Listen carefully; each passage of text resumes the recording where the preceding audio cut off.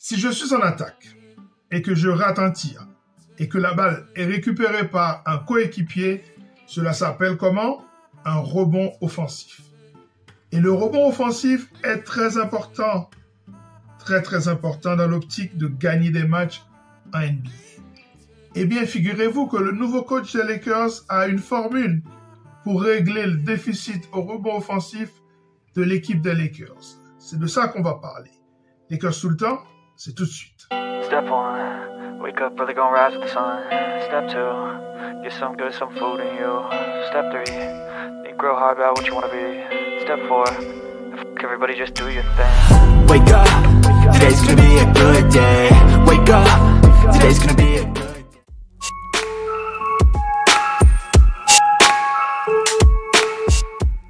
Pourquoi le rebond offensif est-il important? Eh bien parce que ça donne une seconde chance à l'équipe qui attaque.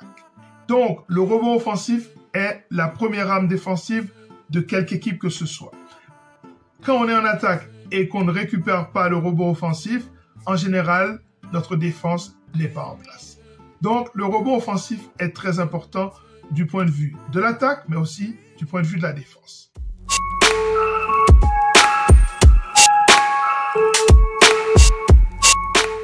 Alors, il faut savoir que le rebond offensif, c'est particulièrement déficient du côté des Lakers. Les Lakers étaient la 30e équipe au rebond offensif de toute la NBA. Combien a-t-il d'équipes en NBA? 30 équipes. Donc, bon dernier. Avec environ 8,2 rebonds offensifs pris par match, si on compare aux Knicks de New York qui prennent 12,7 rebonds par match, le déficit est énorme.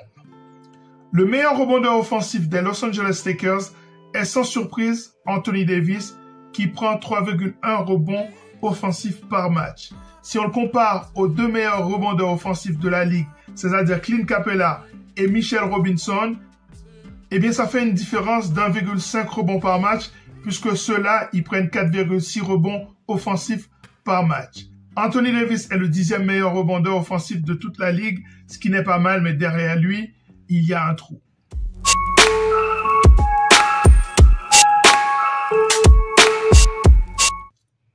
Alors, ce qu'on a pu apprendre du nouveau coach des Lakers, JJ Redick, il aurait une formule pour prendre des rebonds offensifs qui s'appelle le corner crashing. Il faut savoir que ce système est un système qui permet à l'équipe des Lakers d'attaquer en 5 out, c'est-à-dire le fer à cheval, c'est-à-dire les 5 joueurs sont à l'extérieur de la raquette et les joueurs qui sont dans les coins sont très précieux pour aller chercher le rebond offensif en se précipitant. Vous savez que dans une attaque, il y a deux coins. Il y a le coin court et le coin long, ce qu'on appelle le short corner et le long corner. Eh bien, en général, celui qui est dans le short corner est celui qui est près du porteur de balle. Donc, ça veut dire que celui qui est dans le long corner, c'est celui-là qui doit aller chercher le rebond. Or, lui, il a beaucoup de chemin à parcourir pour être en position de prendre ce rebond.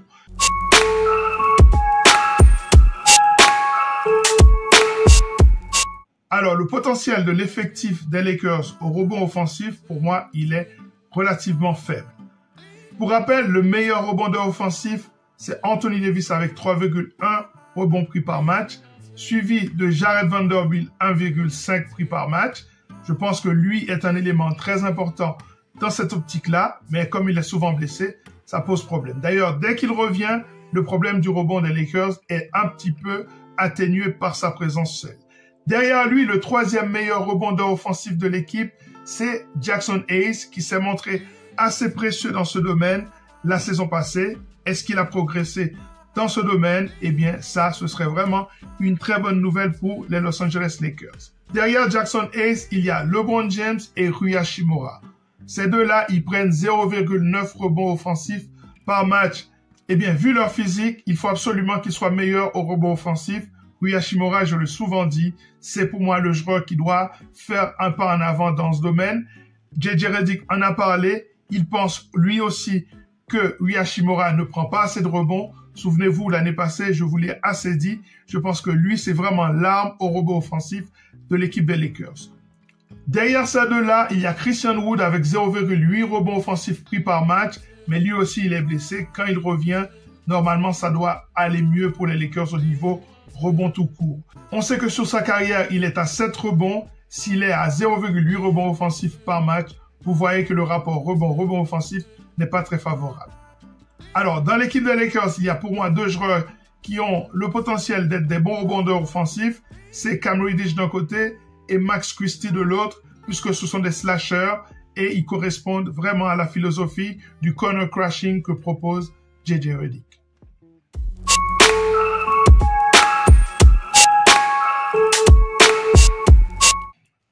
Alors, est-ce que je crois à ce système? Est-ce que je crois que ce corner crashing peut aider les Lakers à régler leurs problèmes au rebond offensif? Ma réponse est non.